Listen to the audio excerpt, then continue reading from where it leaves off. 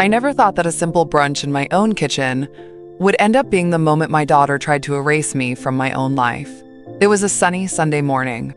I had just set the table with my trembling hands, a small vase of fresh roses from my backyard, placed right in the center. Lisa, my daughter, had invited me to brunch, said it was just us girls, but I should have known better. Lately, her hugs felt more like polite traps, her smiles more like carefully rehearsed threats. Then she slapped a stack of papers down in front of me. "Sign it, Mom," she said, tapping her long, perfect nails on the pages. "It's just easier this way. You don't need the house. We can finally put it to good use." I looked at her, my daughter, and I saw no warmth, no hint of the little girl who used to squeeze my hand crossing the street, just cold, hungry calculation in her eyes. Her lips twisted. "You're nothing but a greedy, selfish old woman," she spat. Then she picked up her mug and, in one swift movement, she flung the hot coffee straight at me. I felt the liquid hit my chest first, seeping through the thin cotton of my blouse. The burn bit into my skin, sharp and immediate, but that wasn't what stunned me most. It was the look on her face. Not shock, not regret, satisfaction. I gasped, my breath hitching as I stumbled back against the chair. My mug slipped from my fingers, shattering on the tile floor. Lisa stepped forward, her voice rising into a shrill crescendo. "You don't think of anyone but yourself. You've been sitting on that house forever, acting like some queen on a throne while we struggle. You don't deserve it." My heart pounded, each beat echoing in my skull like a war drum. I opened my mouth to speak, but nothing came out. I just stood there, coffee dripping down my front, heat crawling up my neck. She kept screaming, calling me a parasite, a burden, accusing me of hoarding her inheritance. In that moment, it wasn't about the house. It was about power, control, about making me small enough to step over. I looked at her, really looked, and for the first time, I saw the truth. I saw every sneer, every quiet insult. Every moment, she made me feel like I owed her for existing. I took a slow breath, feeling the sting on my skin and something harder settling in my bones. I didn't flinch. I didn't cry. I stood there, soaked and burning, and made myself a silent promise. She would never see me beg. 2 days later, I found myself in the backyard, pruning the roses. My hands still bore faint red marks from the scalding coffee, but I didn't flinch. Each cut into the branches felt like a small defiance, a silent reclaiming of my space. Lisa had started sending me texts by then, short, syrupy things that made my stomach churn. "Mom, I didn't mean it. I just got overwhelmed." Or, "I'm sorry you felt hurt, but we really need to talk about the future of the house." I read each message once, then set my phone face down in the dirt beside me. My roses listened better than she ever did. As I clipped the spent blossoms, I heard echoes of her insults in my mind. "You're selfish. You're just sitting on that house like a grave." Every word sliced deeper than any thorn ever could. I thought about how often I had forgiven her. Every slammed door as a teenager, every hateful word in college, when I didn't pay for her third failed major. I had always blamed myself. Maybe I hadn't hugged her enough. Maybe I was too strict, too soft. But standing there in my rose garden, it finally clicked. It wasn't me. It had never been me. Lisa wasn't apologizing out of guilt. She was testing the waters, seeing if she could slip back into my good graces long enough to get what she wanted. The lawyer visits she thought I didn't know about? I had overheard her on the phone whispering about finding loopholes and making sure Mom can't change her mind if she gets too forgetful. I wiped my hands on my apron and looked at the house. My house. I had painted those shutters with Cliff, my late husband, every summer. I had planted those roses when he was still strong enough to dig with me. Every inch of this place held us together. I felt my knees shake, but not from weakness, from clarity. This was not a daughter seeking forgiveness. This was a predator circling her prey. I pressed my palm to the rose bush, feeling the thorns bite lightly into my skin. It grounded me, reminded me that pain is sometimes necessary for new growth.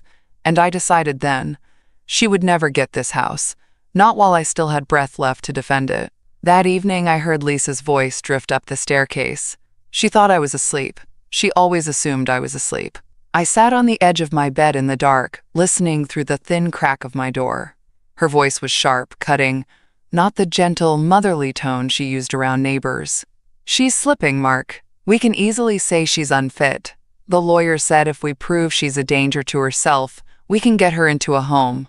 Once she's in, we can liquidate the property before she even realizes what happened." My breath snagged in my throat. I clutched the old photograph of Cliff and me on our wedding day, my thumb tracing the worn edge. His smile was as clear to me in that moment as it had been all those decades ago. "He would have known what to do," Lisa continued, lower now, almost a hiss. "We can't let her ruin everything we've worked for. Travis needs college money. We need a bigger place eventually. This house is just sitting there, rotting with her in it." My ears burned, my mind raced, but my heart, it settled into an unexpected stillness. I had always been the quiet one, the peacemaker, the mother who picked up broken pieces and stitched them back together without complaint. But tonight, something in me shifted. The thought of Lisa parading through my rooms, tearing down the curtains Cliff and I hung together, selling off my memories like garage sale trinkets, it filled me with a cold, measured resolve. A pause, then a soft, almost fake laugh sigh. Yes, exactly. If I can get her declared incompetent, I can move her into assisted living and list the house before she does something drastic. She doesn't need that big old place anyway. My knees nearly buckled under me, but I gripped the door frame, forcing myself to stand still, to listen. Every word felt like a blade pressed slowly into my back. I thought of the room where she slept as a child, where I sang her to sleep with her favorite lullaby, where I kept a nightlight on so she wouldn't be afraid of the dark. And now, she was plotting to shove me into a care home like an old coat she no longer wanted in her closet. I stayed quiet, silent, the kind of silence that feels heavy and thick, like a wool blanket soaked through. I felt rage simmering low in my belly, but I didn't let it rise. She hung up after a while, her voice switching to a high, pleasant hum as she scrolled through her phone, probably looking at vacation rentals or designer handbags she'd buy once the house sold. I crept back to my room, closed the door softly. I sat on the edge of my bed, the same bed where I had once laid beside my late husband, dreaming of family dinners and laughter echoing through these halls. I pressed my hand to my chest. The pain wasn't sharp anymore. It had turned into something steady, something solid, a new armor. In that moment, I knew the real threat wasn't her words or her coffee or even her legal plots. It was her belief that I was weak enough to let her win. She didn't know me at all. That night, I sat alone in my bedroom, the house humming with its usual creaks and sighs. My door was shut, but I could almost feel Lisa's footsteps on the other side, that cold presence sliding past like a draft.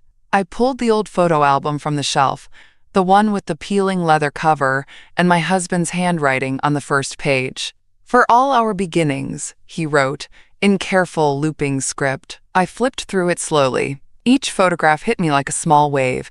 Our wedding day, my face open and unguarded. Lisa's first birthday, her tiny hands reaching for the cake. The three of us at the beach, her buried in the sand, squealing as her father poured water over her feet. Page after page, I saw the years I had loved her so fiercely that I forgot to love myself. I saw a woman who put every piece of her soul into raising a daughter, who would later call her a burden. Grief pressed heavy against my ribs, but I didn't let it drown me. I let it move through me, each breath a quiet declaration that I was still here. I set the album aside and looked around my room, my sanctuary, my last holdout. I saw the small things I had saved. My husband's reading glasses, the worn rosary beads I fingered when waiting for late-night calls, the little note he left me once, "You are stronger than you think." And I thought, God, he would hate to see me like this, waiting for permission to keep my own life, to hold my own keys, to stay in my own home. I pressed my palms together and felt my heart beat, steady and low. I realized then that I wasn't scared of being alone. I was scared of staying where I wasn't loved, where I was only useful as a signature on a deed. Tonight wasn't about her, or the house, or even the betrayal. It was about me finally choosing myself over the ghost of family I had been chasing all these years. I closed the photo album and slid it back into the drawer, my fingers tracing the edge for a moment before I let it go. Tomorrow, I would start fighting for my independence. But tonight, I allowed myself to grieve the daughter I lost long before this battle began. I turned off the lamp, pulled the covers to my chin, and for the first time in decades, I felt like I had finally come home to myself. The next morning, I woke before the sun. The sky was still that deep, aching blue, the color of bruises and unspoken words. I sat at the edge of my bed, feet planted firmly on the floor. For a moment, I just listened. The distant rattle of the old pipes, a mourning dove calling from the eaves. Everything felt sharp and alive, like I was stepping back into my own skin after years of being a ghost. I didn't hesitate. I reached for the small, worn address book I kept in the nightstand, the one my husband and I used to keep all the important numbers before everything went digital. My fingers stopped at one name, Martin Ellis, attorney at law. Martin had been my husband's friend. He handled our will, our trust, the deeds. He was the kind of man who shook your hand firmly and looked you in the eye, a man who believed in honor even when it wasn't fashionable. I dialed slowly, each button pressed steady, deliberate. When he picked up, his voice was warm but cautious. "Donna, it's been years, how are you?" I swallowed hard, but my voice came out clear. "Martin, I need to meet. Today. It's urgent." A pause, then that old, gentle firmness. "Of course. Can you come by this afternoon?" "I'll be there," I said, my hand gripping the receiver tighter. After I hung up, I sat there in the quiet. My hands didn't shake. My heart didn't race. It was like my bones finally remembered what they were built for. I stood and moved around my room, pulling on a cardigan, slipping my feet into sturdy shoes. I felt like I was suiting up for battle, though I looked like any other old woman on her way to town. I glanced once at the framed photo on my dresser, me and my husband on our anniversary laughing over a shared piece of cake. He would have told me to fight, to keep what was mine. I whispered to the empty room, "I'm not done yet." I gathered my papers, old tax records, copies of the deed, every letter my husband had ever written about the house. I slid them into a folder, tucking it close to my chest like a shield. When I finally stepped out into the hallway, Lisa was nowhere to be seen. I didn't leave a note. I didn't owe her that. As I locked the front door behind me, the morning air hit my face, cold, crisp, like a slap and an embrace all at once. And for the first time in a long time, I wasn't walking away in fear. I was walking towards something. When I stepped into Martin's downtown office that afternoon, the first thing I noticed was the smell. Old paper, wood polish, and something comforting I couldn't name. Martin stood when I entered, his face folding into a soft, concerned frown. He took my hand gently, as though I might shatter. "Donna?" he said, voice low but strong. "Sit. Tell me everything." I lowered myself into the chair across from him, my folder perched on my lap like a loyal dog. For a moment, I didn't know where to start. Then it all spilled out. The coffee, the shouting, the insults, the overheard phone call about declaring me incompetent. Every piece of rot I had ignored for too long. Martin didn't interrupt. He just listened, nodding, his eyes narrowing every time I spoke her name. When I finished, I let out a long breath I didn't realize I had been holding. The room felt charged, like the moment before a storm breaks. "Donna," he said finally, tapping a pen against his desk, "we're going to protect you. Today." He pulled out a thick stack of forms and a new deed restriction agreement. Every page felt like a small anchor dropping into place inside me. He explained each document slowly, patiently, though my mind was already sharper than it had been in years. I signed my name at the bottom of each sheet, the pen gliding smooth and sure. With every stroke, I felt my shoulders lighten.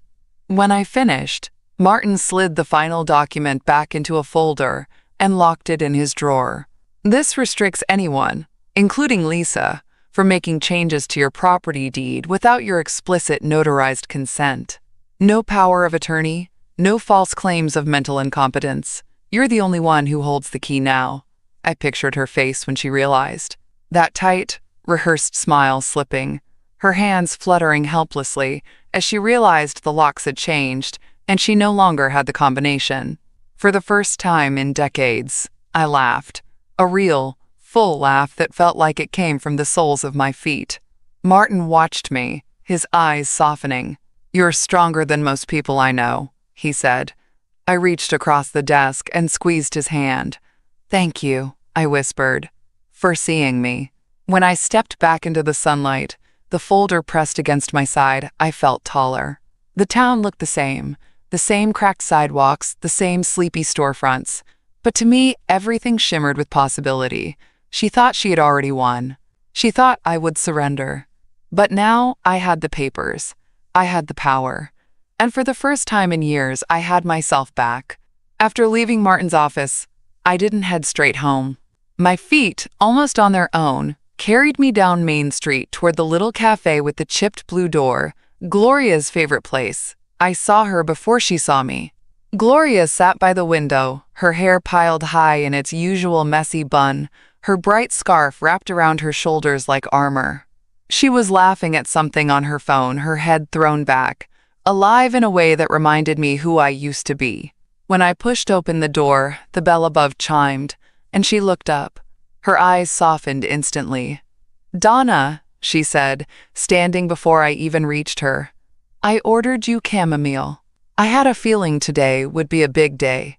I slid into the chair across from her, the warmth of the cafe pressing against my cold skin. For a moment, I just looked at her.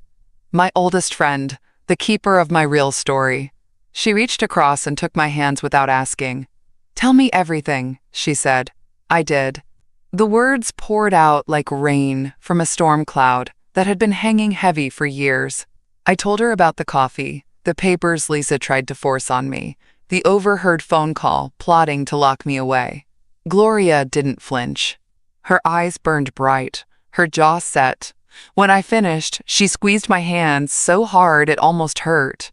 "God help her if she thinks you're weak," she hissed. Then she sat back, eyes softening. "But I knew you'd fight. You always had more steel than you let anyone see." I felt my lip tremble, but I swallowed the tears. Instead, I sipped my chamomile tea, letting the warmth settle into my chest. Gloria leaned in close. "Listen to me," she said, her voice low but firm. "You need to protect not just your house, but your heart. Don't let her twist what's left of your love into guilt. You've done enough. You've given enough." I nodded, my fingers tightening around the mug. For the first time, I truly heard those words. Gloria pulled a small notepad from her purse and scribbled down a few names. "Here," she said, "a counselor who works with seniors, a local women's group, and my nephew. He's a retired officer, smart as a whip. You call them if you need backup." I tucked the paper into my purse, feeling it like a talisman against my ribs. As we left the cafe, Gloria looped her arm through mine. The wind hit us, sharp and bracing, but I didn't shrink. Because that afternoon, I didn't just walk out with legal protection. I walked out with my oldest friend's faith, and for the first time in years, I felt unstoppable. When I got home that evening, the hallway felt different. Not bigger or smaller, just mine again. I set down my purse and walked straight to the hallway closet, the one Lisa always told me to declutter. I knew what I was looking for before I even pulled the dusty boxes from the back. Inside a worn shoebox tied with fraying string were the letters my husband wrote me over the years, the ones he'd slip into my apron pocket before leaving for work, or hide between the pages of my favorite books. I hadn't opened that box in decades. My hands shook just a little as I untied the string and peeled back the lid. The scent of old paper and ink rose up, as familiar as his cologne used to be. I sat on the floor, my back against the wall, and unfolded the first letter. "You are the heart of this house," he wrote. "Don't let anyone tell you otherwise." Another one. "If anyone ever makes you feel small in these walls, remind them whose hands built them." Each line felt like a match struck in a dark room. Each word reminded me that this home wasn't just bricks and wood. It was the vessel of a love I once believed unbreakable. As I read, I could almost hear his voice in the quiet. The warmth in his laugh, the firmness in his touch when he held my hand through every hard season. I had forgotten that woman, the one who had built gardens from nothing, who learned how to fix a leaking roof by reading library books when we couldn't afford a handyman. The one who stood up to nosy neighbors, always protecting her family, always proud. I reached the last letter, the ink smudged from years of shifting in the box. Promise me, you'll never let them take what's yours. You're stronger than any storm. I pressed it to my chest and let out a breath that sounded like a prayer. Then, without hesitation, I stood and went to the safe in my bedroom closet. I pulled out the deed, the bank ledgers, and every important document Lisa had claimed I was too old to keep track of. I stacked them neatly on my bed. Each paper felt like a piece of my spine returning to me. In that moment, something powerful surged through me. Not rage, not grief, but a sudden, undeniable clarity. I wasn't here to be managed or pitied. I wasn't here to surrender my legacy to someone who saw me as an obstacle. I was here to reclaim every inch of myself, and I wasn't waiting for her permission to do it. It was just past noon the next day when I heard the front door slam against the wall so hard it rattled the picture frames. Lisa's voice boomed down the hallway before I even saw her. "Where are you? We need to talk. Now." I didn't rush to meet her. I finished folding the dish towel in my hands, laid it neatly on the counter, and turned slowly. When I stepped into the hallway, she was already standing there, fists clenched, eyes wild. She held up another stack of papers, her last desperate attempt at control, no doubt. "Sign these," she demanded, shoving them toward me. "We're getting this over with today. You can't keep dragging this out." I looked at her, really looked.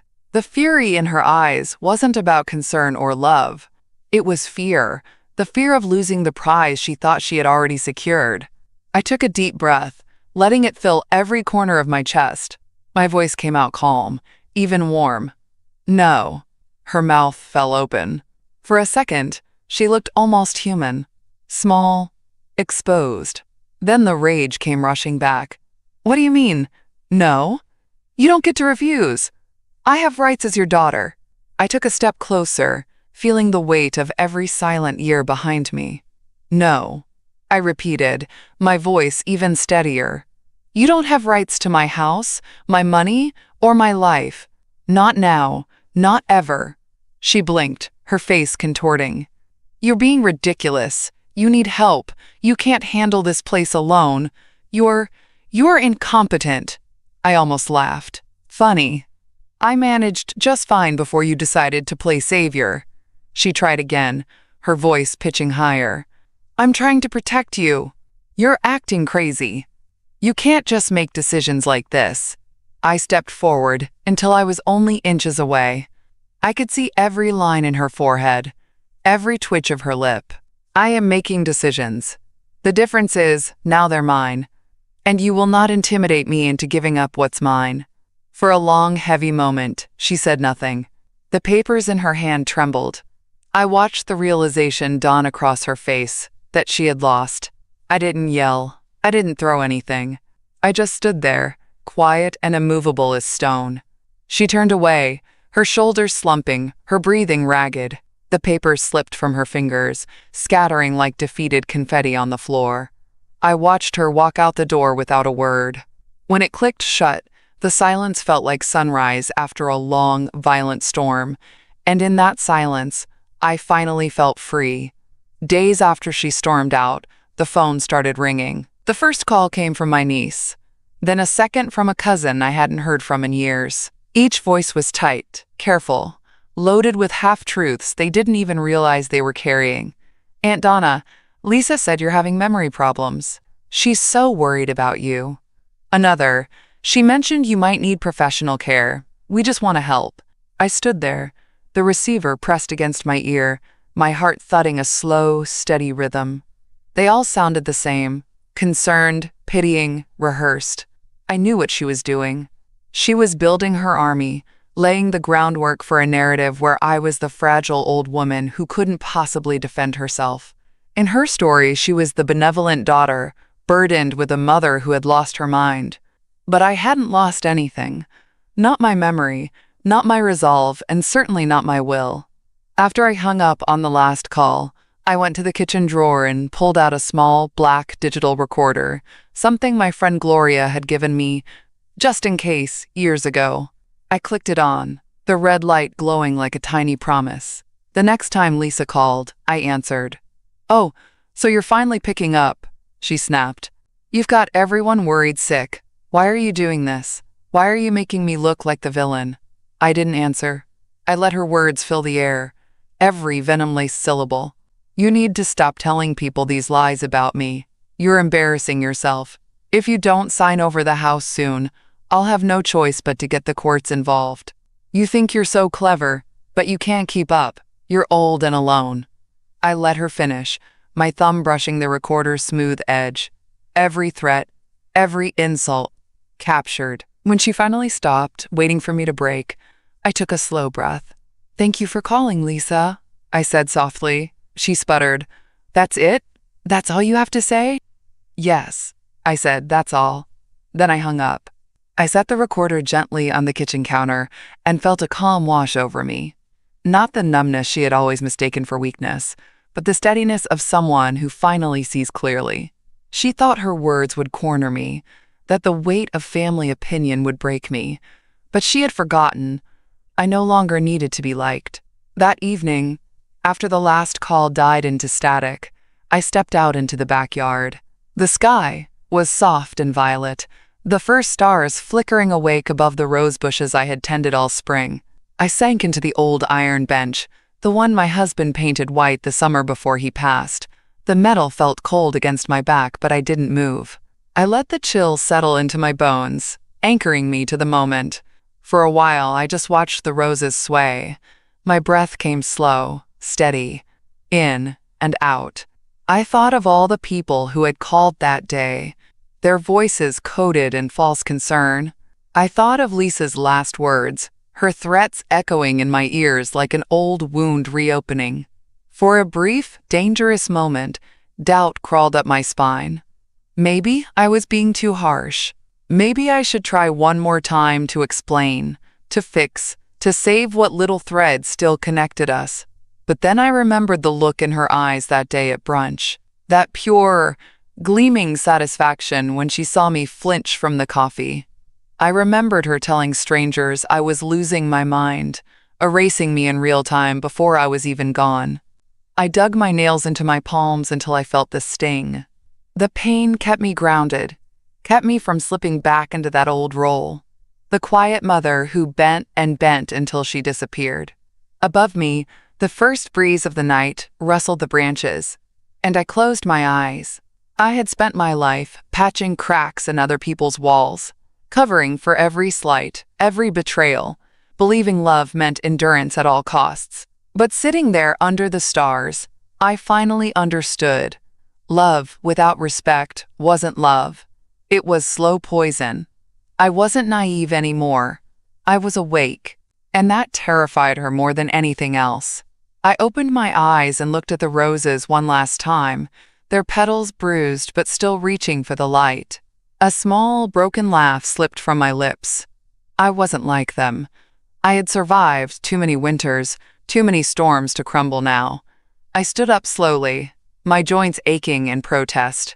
I brushed the dirt from my skirt and turned toward the house, each step deliberate, certain.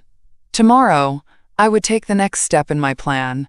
But tonight, I gave myself this moment of stillness, a quiet promise to my heart that I would never be uprooted again. I only needed to be free. After turning over the recordings to Martin, I thought I would feel unstoppable. But that night, sitting alone in my rose garden, a heaviness settled over me like wet wool. The moon hung low, painting the blossoms in a pale, ghostly glow. I could almost hear Cliff's voice drifting on the night breeze, calling me his wild rose for how I always managed to bloom, even in the harshest soil. But under that moon, I felt small. My bones ached from the day's fight, my mind buzzed with doubts. Could I really stand alone against my own daughter? Could I really protect this house, my life, without anyone left to call family? For a moment, I imagined Lisa winning. I saw myself alone in some sterile care facility, my roses bulldozed, my house stripped and painted in bland grays for some new family that would never know the laughter that once echoed through its walls. The thought twisted my gut until I nearly doubled over. I pressed my hand into the dirt beside me, feeling the cold earth seep into my skin. My fingers brushed against the roots of the rose bush Cliff and I planted on our 40th anniversary. That bush had survived droughts, frost, and even the neighbor's dog digging around it. It thrived not because it was protected, but because it fought for every inch of sun and water. I lifted my head slowly, breathing in the sharp, sweet scent of the petals. No, I was not just a mother, not just an aging woman with trembling hands and soft words. I was a survivor of hospital night shifts and funeral homes, of love lost and loneliness that pressed on my chest like a boulder. I was the woman who once fixed a leaking roof by herself at midnight in a thunderstorm. The woman who stayed up nights sewing costumes for Lisa's school plays, who learned to patch drywall after Cliff passed because she refused to let the house fall apart. I wasn't frail, I was forged. As I stood, knees crackling like old wood, I felt a new surge of clarity. I wouldn't just defend my home. I would honor every sacrifice Cliff and I had made to build it, brick by brick. I pressed my palm to the rose bush one last time and whispered, "I'm not done blooming yet." And in that moonlit garden, I reclaimed not just my strength, but my identity. By morning, the doubts had burned away, leaving behind something sharper than anger, determination. I took it straight to Martin's office the next morning. The moment I stepped in, he rose from his chair, concern written all over his face. I placed the small black device in his palm as if I were handing him my own heartbeat. "Play it," I said, my voice low but unwavering. He sat, adjusted his glasses, and pressed the button. The room filled with her words, Lisa's shrill threats, her vicious accusations, her snarling promises to put me away if I didn't obey. I watched Martin's eyes narrow, his jaw tighten as every ugly syllable spilled into the quiet room. When the recording ended, he didn't speak for a moment. Then he looked up at me, eyes steady. "Donna, this is the strongest evidence we could have hoped for," he said. "It proves not just manipulation, but clear, premeditated financial and emotional abuse." I felt a weight lift off my shoulders, so sudden it made me sway. Martin stood and reached across the desk, his hand warm and firm over mine. "These recordings," he continued, "they'll stop her guardianship petition, dead in its tracks. No judge will believe she's protecting you after hearing this. We'll submit them along with the property filings and your official statements." He explained that he would immediately forward copies to the financial protection officer and notify the bank's legal department. The recordings would also be attached to a motion to formally block Lisa from making any future claims on my estate or medical decisions. By noon, he had already sent everything. Legal paperwork that would build a wall she could never scale. I sat quietly in his office as he worked, each keystroke echoing like a nail sealing a coffin I had no guilt about burying. Later that afternoon, Martin looked up at me, his eyes soft but sharp with purpose. "We'll let the paperwork, and her own words, speak. You don't have to justify yourself to anyone, ever again." Those recordings weren't just files on a device. They were my last scream, my final proof that I was never the weak, forgetful woman she painted me to be. And as I walked out of that office, into the bright afternoon sun, I felt taller, stronger. Then I said, "I'm ready to move forward. I want to sell the house," I told him. "It's time to finish this." He didn't hesitate. "I'll have the buyer ready this week. We'll list it quietly, under the radar.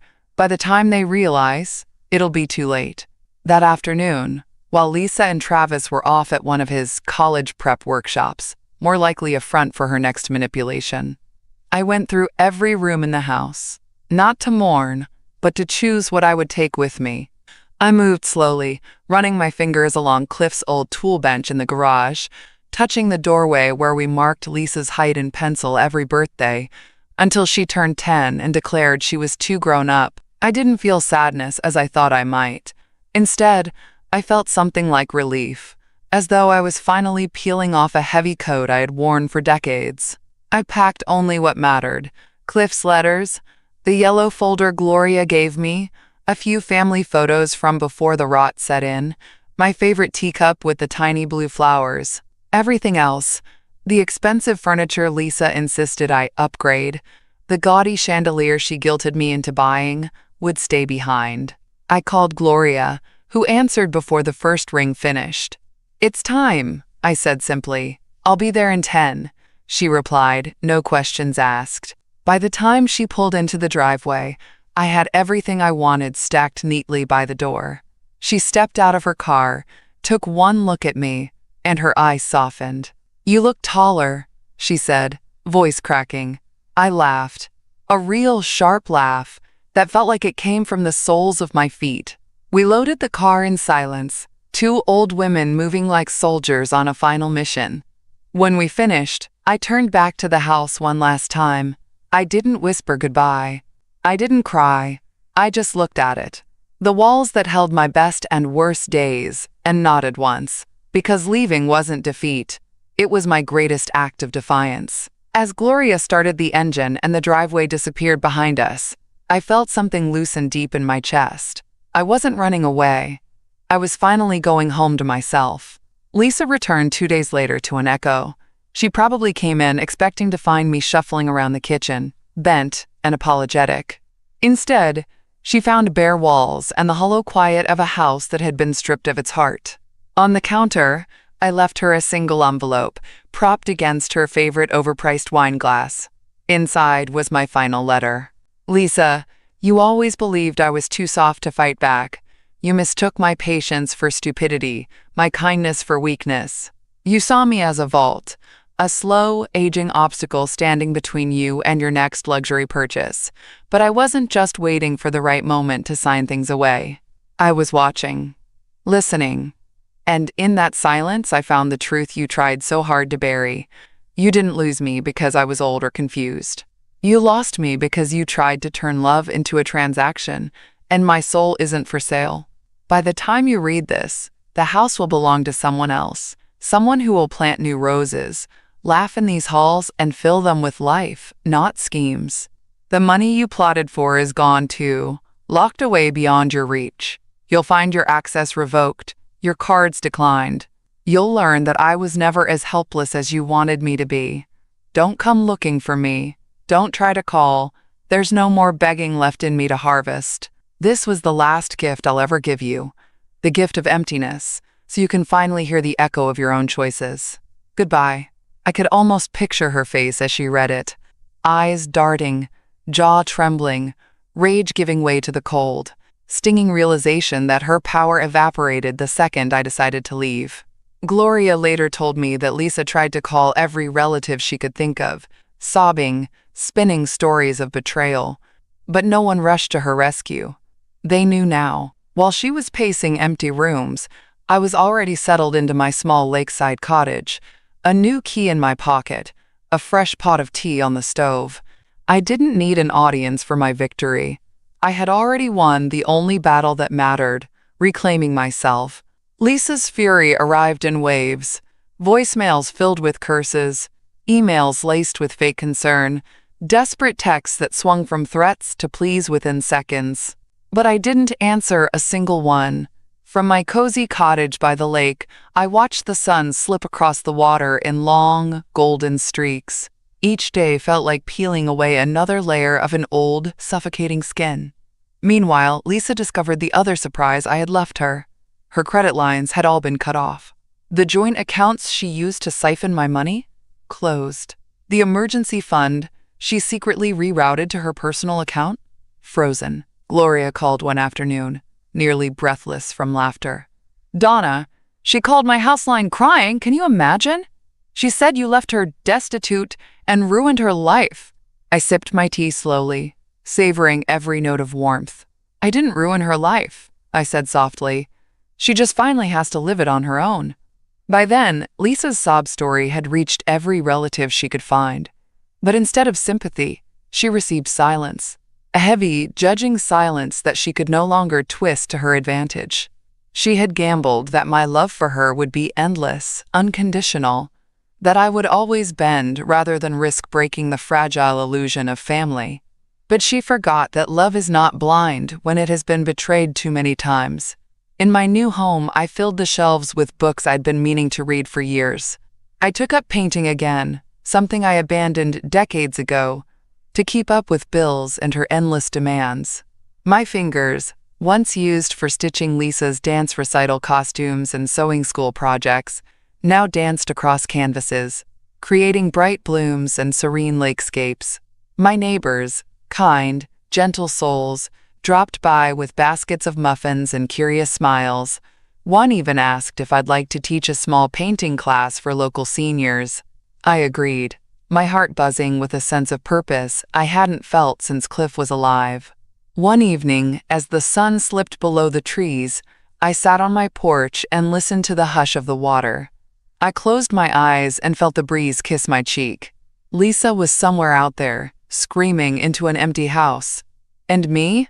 I was exactly where I needed to be, whole, seen, free.